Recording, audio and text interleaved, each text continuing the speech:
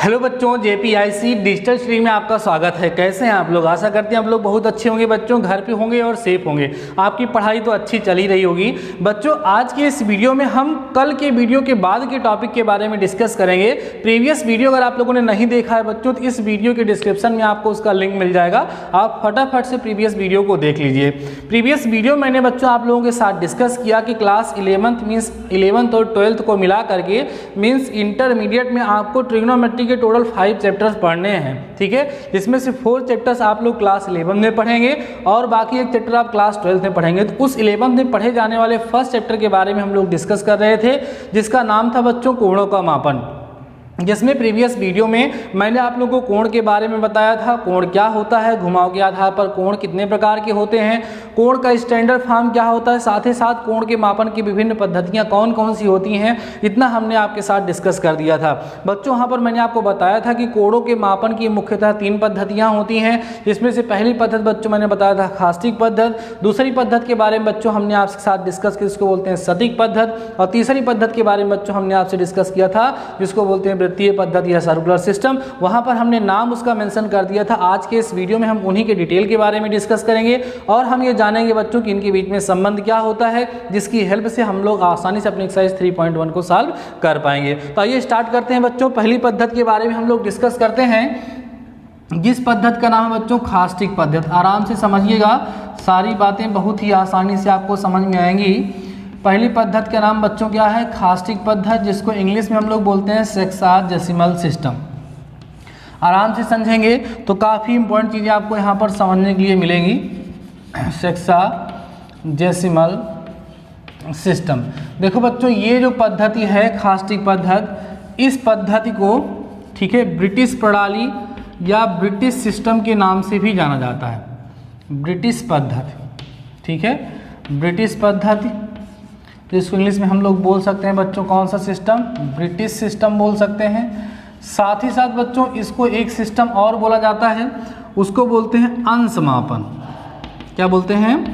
अंश मापन, या बच्चों उसको हम इंग्लिश में बोलेंगे डिग्री मेजर। डिग्री मेजर, ठीक है, अंश में हम लोग कोणों को मापते हैं। देखो बच्चों, इसका नाम जो है उसके पीछे कुछ रीजन है, ध्यान सुनिए।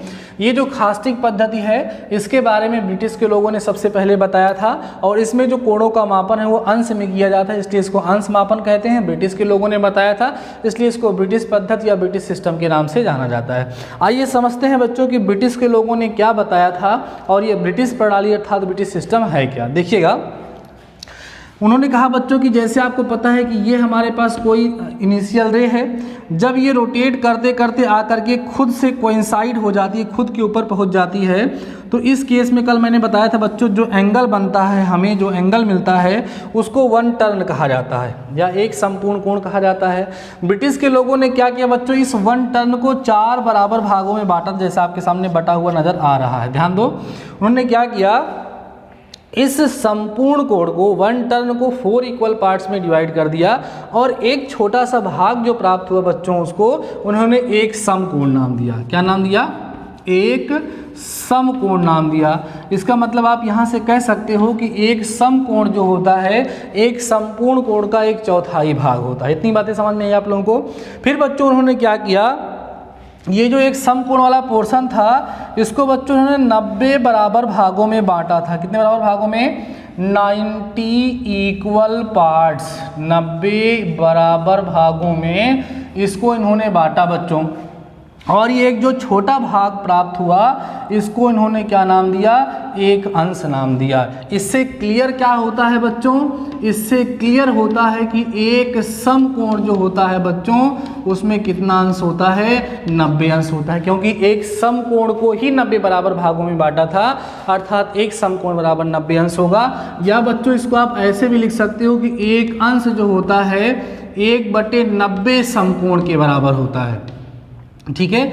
अगर आपसे कोई परिभाषा पूछेगा कि एक अंश की परिभाषा बताओ, तो आप क्या कहोगे? एक समकोण का 90वां भाग एक अंश कहलाता है। ये पहला रिजल्ट यहाँ से निकल करके आया। बातें समझते चलिएगा, बहुत इंपॉर्टेंट रिजल्ट मिलेगा आपको, ठीक है। उसके बाद उन्होंने लोग बच्चों शांत नहीं बैठे। ये जो छोटा वाला पोर्शन उनको मिला था ना, इसको उन्होंने उठा करके 60 बराबर भागों में बांटा। कितने बराबर भागों में? 60 इक्वल पार्ट्स, 60 इक्वल पार्ट 60 बराबर भागों में बांट दिया बच्चों। और एक भाग को उन्होंने 1 मिनट नाम दिया, जिसको ऐसे दिखाते हैं 1 के ऊपर डैश लगा करके दिखाते हैं। इससे क्या क्लियर हुआ बच्चों कि एक अंश जो होता है, एक अंश में बच्चों कितने मिनट होते हैं, 60 मिनट होते हैं। या इसको आप ऐसे भी लिख सकते हो कि 1 मिनट जो है वो 1/60 अंश के क्या होगा, बराबर होगा। क्लियर हुई बात? 1/60 अंश ऐसे लिखिए, 1/60 अंश के क्या होगा, बराबर होगा।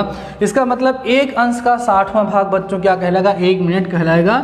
ये दूसरा रिजल्ट हमको यहाँ से प्राप्त हुआ। ठीक है, इसके बाद भी वो लोग शांत नहीं बैठे, उन्होंने ये जो छोटा वाला पार्ट था इसको फिर से 60 बराबर भागों में बांटा। कितने बराबर भागों में बांटो, फिर से इनको इन्होंने क्या किया, 60 इक्वल पार्ट्स में डिवाइड कर दिया। And each small part is known as 1 second, जिसको 1 के ऊपर डबल डैश से इस तरीके से दिखाया जाता है। ठीक है, अर्थात यहाँ से हमको नया रिजल्ट और क्या मिला बच्चों कि 1 मिनट जो होगा वो बच्चों 60 सेकेंड के बराबर होगा, या ऐसे लिखिएगा 1 मिनट, या बच्चों 1 सेकेंड बराबर होगा 1/60 मिनट के। ये 3 मेजर एंड इम्पॉर्टेंट रिजल्ट यहाँ से हमें फाइंड होते हैं। तो आप लोगों ने पूरी तरीके से खास्टिक पद्धति को बच्चों समझ लिया होगा कि खास्टिक पद्धति क्या है। कोणों के मापन की वह पद्धति जिसको ब्रिटिश के लोगों ने बताया था, और इसमें कोण का मापन अंश में किया जाता है। उन्होंने क्या बताया कि एक समकोण कोण को जब 4 बराबर भागों में बांटते हैं तो एक भाग जो प्राप्त होता है उसको समकोण कहते हैं। एक समकोण को 90 भागों में बांटते हैं तो उसका 90वां भाग एक अंश कहलाता है। एक अंश को 60 बराबर भागों में बांटते हैं तो उसका 60वां भाग 1 मिनट कहलाता है। उसका फिर 60 भाग करते हैं तो 1 मिनट का 60वां भाग 1 सेकेंड कहलाता है। तो फाइनली हमें रिजल्ट मिल गया कि एक समकोण बराबर 90 अंश, या एक अंश बराबर 1/90 समकोण, एक अंश बराबर 60 मिनट, या 1 मिनट बराबर 1/60 अंश, या 1 मिनट बराबर 60 सेकंड, या 1 सेकंड बराबर 1/60 मिनट। ये बहुत ही इंपॉर्टेंट रिजल्ट है। तो बच्चों भी वीडियो को पास करके इन सारे कंसेप्ट को नोट करिए। देन हम डिस्कस करते हैं दूसरी पद्धति के बारे में जिसका नाम है सतिक पद्धति। Before that pass the video and note down. आइए बच्चों हम लोग बात करते हैं सेकेंड सिस्टम के बारे में जिसका नाम है सेंटिसिमल सिस्टम, जिसको हिंदी में हम लोग बोलते हैं सतिक पद्धति। इसके भी 2 नाम और होते हैं बच्चों, सुनो कौन कौन से। एक नाम होता है बच्चों इसका फ्रांस पद्धति, फ्रांस पद्धति या फ्रेंच सिस्टम के नाम से इसको हम लोग जानेंगे। ठीक है, फ्रेंच सिस्टम बोलेंगे क्योंकि इसको फ्रांस के लोगों ने बताया था। या बच्चों एक नाम इसका और होता है, इसको बोलते हैं ग्रेड मापन, ग्रेड मापन। ठीक है, इंग्लिश में हम लोग इसको बोल देंगे ग्रेड मेजर। अब तो आपको बातें समझ में आ ही रही होंगी कि इसका नाम ग्रेड मेजर क्यों पड़ा है, फ्रांस पद्धति क्यों पड़ा है। सतिक पद्धति को फ्रांस के लोगों ने बताया था और इस पद्धति में कोणों का मापन ग्रेड में होता है, इसलिए बच्चों इसको ग्रेड पद्धति के नाम से भी जाना जाता है। आइए समझ लेते हैं कि इन्होंने क्या बताया था। इन्होंने क्या बच्चों बताया, इन्होंने कहा कि जैसे एक टर्न है, एक समकोण कोण है, इन्होंने भी इसको 4 बराबर भागों में बांट दिया। ध्यान देना, इन्होंने भी इसको कितने इक्वल पार्ट में डिवाइड किया बच्चों, इन्होंने इसको कितने इक्वल पार्ट दिया, 4 इक्वल पार्ट में डिवाइड किया। ठीक है, 4 इक्वल पार्ट में डिवाइड करने के बाद इसी को इन्होंने क्या नाम दिया था, एक समकोण नाम दिया था।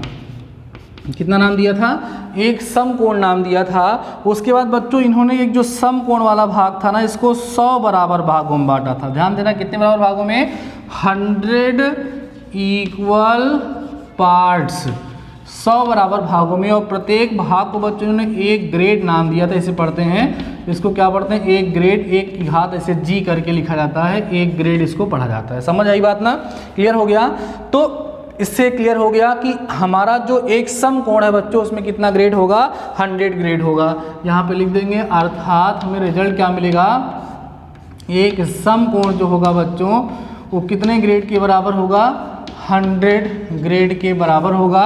या यहाँ से आप ये भी लिख सकते हो कि एक ग्रेड जो होगा 1/100 समकोण के बच्चों क्या होता है, बराबर होता है। ठीक है, ये जो है हमें यहाँ से रिजल्ट मिला। उसके बाद फिर से वो लोग शांत नहीं बैठे, ये जो एक ग्रेड वाला पोर्शन था इसको उन्होंने बच्चों फिर से 100 बराबर भागों में बांटा। कितने बराबर भागों में, 100 बराबर भागों में, 100 इक्वल पार्ट, और एक प्रत्येक भाग को उन्होंने भी बच्चों 1 मिनट नाम दिया था। इससे निष्कर्ष निकलता है कि एक ग्रेड जो होता है बच्चों वो 100 मिनट के बराबर होता है, या आप कह सकते हैं 1 मिनट जो होता है वो 1/100 ग्रेड के बराबर होता है। इन्होंने बार बार 100 भागों में बांटा था, और इसके पहले ब्रिटिश सिस्टम में उन्होंने 60 बराबर भागों में बांटा था, फिर नहीं शांत बैठे, फिर से 60 बराबर भागों में बांट दिए, और एक भाग को इन्होंने 1 सेकेंड नाम दे दिया। अर्थात यहाँ से मिला बच्चों कि 1 मिनट जो है वो 100 सेकेंड के क्या होता है बच्चों, बराबर होता है। बातें समझ में आई? तो ये रिजल्ट आप लोगों को यहाँ से मिला। इसके बारे में बहुत ज़्यादा आपको जोर देने की ज़रूरत इसलिए नहीं है क्योंकि ग्रेड के बारे में आपकी अपनी बुक में ज़्यादा कुछ डिस्कस नहीं किया गया, फिर भी क्योंकि कोणों के मापन की पद्धतियों में इसका भी नाम लिया जाता है, सो मैंने आपके साथ इसको डिस्कस कर दिया।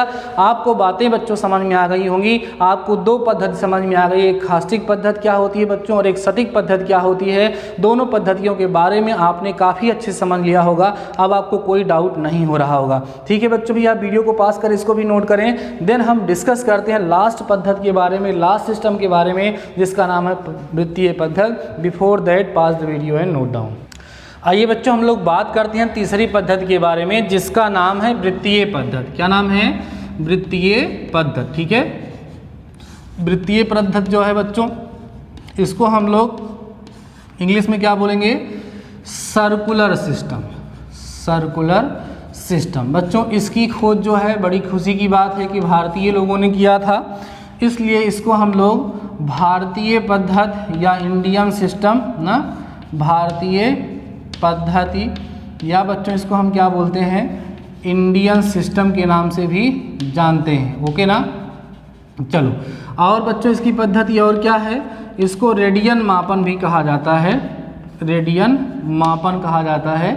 ठीक है, इसको बोलते हैं रेडियन मीज़र। ठीक है, अभी तक बच्चों आप लोगों ने सीखा किसके बारे में? आप लोगों ने सीखा कि खास्टिक पद्धति क्या होती है, सटीक पद्धति क्या होती है। दोनों में आपको काफ़ी कुछ सिमिलरिटी देखने के लिए मिली होगी। आपने देखा होगा कि ऐसा लगा कि ब्रिटिश के लोगों की कॉपी की है फ्रेंच के लोगों ने, लेकिन इंडियन लोगों ने ऐसा कुछ नहीं किया। उन्होंने जो कुछ भी दिया है ना, वो सब अपना है, क्योंकि इंडियन सबसे हट करके रूल देते हैं। तो यहाँ पर भी कोणों के मापन की उन्होंने कुछ अलग ही सिस्टम प्रोवाइड कराई है। आइए देखते हैं उन्होंने क्या बताया। देखो बच्चों, जैसा कि नाम है इस पद्धति का वृत्तीय पद्धति, तो इंडियन लोगों ने वृत्त का ही प्रयोग किया। देखिए समझिए कैसे बच्चों वृत्त का प्रयोग उन्होंने किया। उन्होंने कहा कि जैसे मान लीजिए कि ये हमारे पास एक वृत्त है, ये हमारे पास एक वृत्त है। ठीक है, मान लो यहाँ पर इस वृत्त का केंद्र है बच्चों, और ये वृत्त की त्रिज्या है। ध्यान देना, ये भी वृत्त की त्रिज्या है ए बी, और ये वृत्त का चाप है जिसके द्वारा केंद्र पर कोण बना। उन्होंने कहा कि अगर इस चाप की लंबाई भी इस त्रिज्या के बराबर हो तो यहाँ पर केंद्र पर जो कोण बनेगा वह 1 रेडियन कहलाएगा। क्या कहलाएगा बच्चों?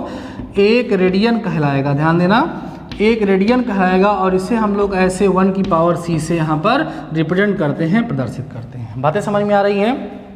परिभाषा क्या बनेगी?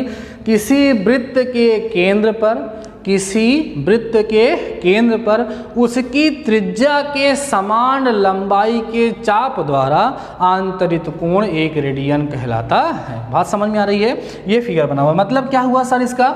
जैसे मान लीजिए कि आपके पास कोई वृत्त है, ये इसका केंद्र है, इसकी त्रिज्या 2 है, इस चाप की लंबाई 2, कितना कोण बनेगा बच्चों? 1 रेडियन।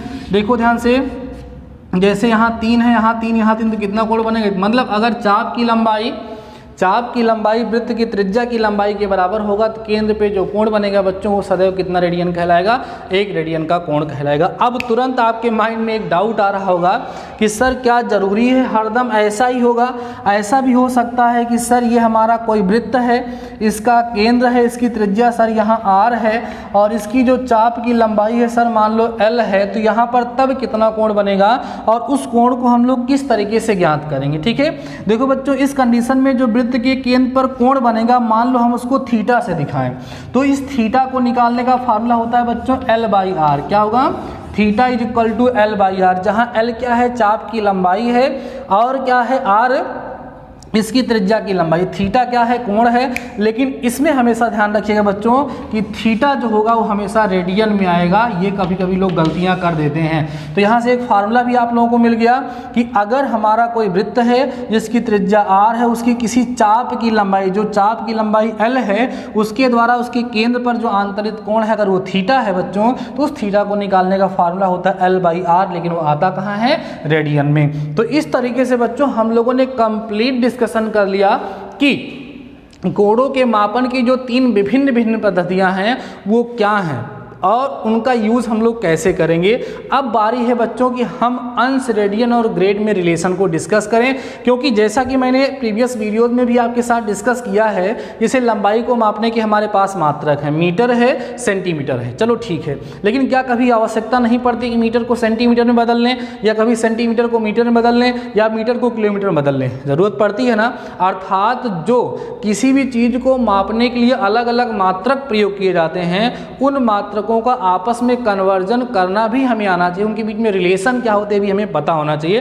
तो जो 3 पद्धतियां हम लोगों ने सीखी, सटीक पद्धति, खास्टिक पद्धति, साथ ही साथ वृत्तीय पद्धति, इनके बीच में हम संबंध को डिराइव करने चल रहे हैं, डिस्कस करने चल रहे हैं। बच्चों संबंध देखिए क्या हम लोग पढ़ेंगे, अंश, रेडियन तथा ग्रेड में संबंध। अंश, रेडियन तथा ग्रेड में संबंध। ठीक है, बात समझ में आ रही है? अंश में, रेडियन में और ग्रेड में क्या संबंध होता है ये हम लोग डिस्कस करेंगे। Relationship between degree, radian and grade. बहुत आसान से रिलेशन दिखा देंगे आपको। देखो बच्चों कैसे, आप कहोगे चूंकि अभी अभी हमने सीखा है कि एक समकोण बराबर, बच्चों एक समकोण बराबर 90 अंश होता है, और साथ ही साथ मैंने आपको बताया कि एक समकोण बराबर बच्चों 100 ग्रेड होता है, और अभी तक नहीं बताया लेकिन अब बता रहा हूँ कि एक समकोण बराबर π/2 रेडियन होता है। सर कहाँ से होता है कहोगे तो डेरिवेशन इसका भी करा दूंगा, बट अभी आप इतना ध्यान रखिए। एक समकोण बराबर 90 अंश, एक समकोण बराबर 100 ग्रेड, एक समकोण बराबर π/2 रेडियन। देखो बच्चों यहाँ पर जो भी रिलेशन लिखा हुआ है सबका लेफ्ट हैंड साइड इक्वल है क्या? सर जब सबका लेफ्ट हैंड साइड इक्वल है तो राइट हैंड साइड भी क्या हो जाएगा? इक्वल हो जाएगा। तो यहाँ से हम लिखेंगे अर्थात, अर्थात यहीं अर्थात बच्चों 90 अंश बराबर होगा 100 ग्रेड के, बराबर होगा π/2 रेडियन के। शुरुआत से ही बोलते आ रहा हूँ कि ग्रेड हमारे सिलेबस में नहीं है, फिर भी अभी तक इसको अपने साथ लेकर के हमारे बहुत किए। अब इसको हटाइए, आइए 90 अंश बराबर बच्चों π/2 रेडियन।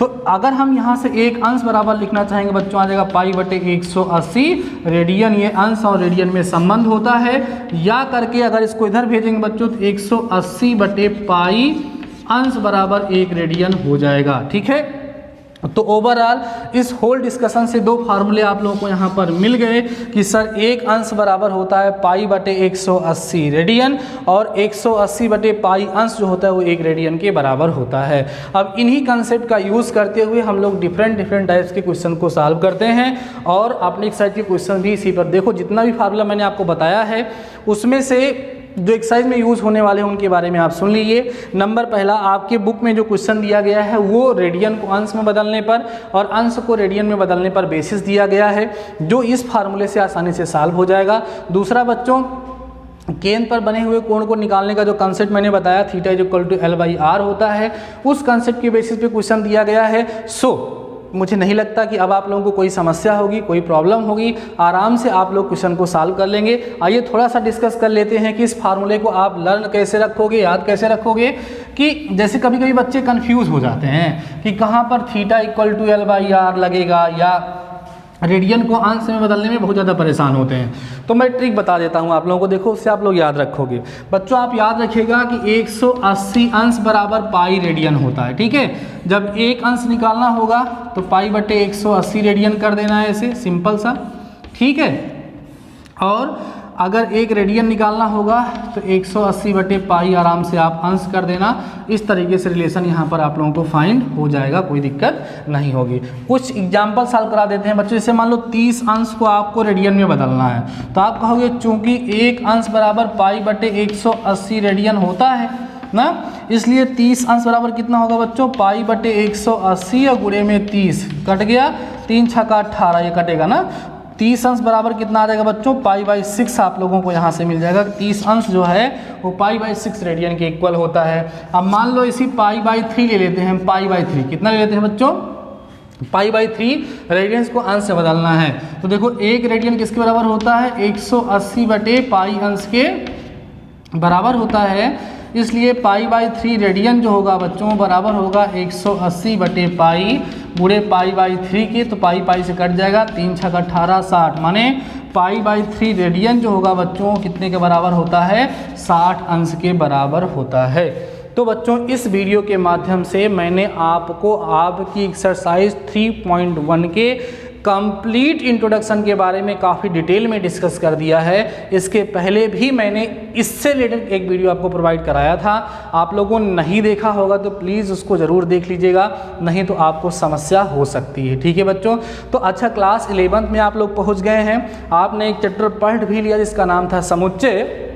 दूसरा चैप्टर आपको सिलेबस में से हटा दिया गया था, उसको आपको पढ़ना नहीं पड़ा, तीसरा चैप्टर हम लोग पढ़ रहे हैं। तो क्या आपको क्लास 11 की मैथ्स आसान लग रही है या कोई प्रॉब्लम हो रही है, थोड़ा सा मुझे मैसेज करके बताइएगा मेरे व्हाट्सअप नंबर पे, मैं ये जानना चाहता हूँ। ये सारी बातें मैं लास्ट में क्यों बोलता हूँ जानते हो, क्योंकि मैं ये जानना भी चाहता हूँ कि हमारे ऐसे कितने बच्चे हैं वीडियो को जो लास्ट तक देखते हैं और धैर्यपूर्वक पढ़ते हैं। क्योंकि कई सारे लोग ऐसे हैं, मोबाइल मिल गई तो पापा को लग रहा है कि हम पढ़ रहे हैं लेकिन हम कुछ और करें, तो ऐसा ना करें, घर पे रहें, सेफ रहें और पढ़ते रहें। ठीक है बच्चों, आज के इस वीडियो में बस इतना ही। शानदार रहिए, मस्त रहिए और पढ़ते रहिए। All the best.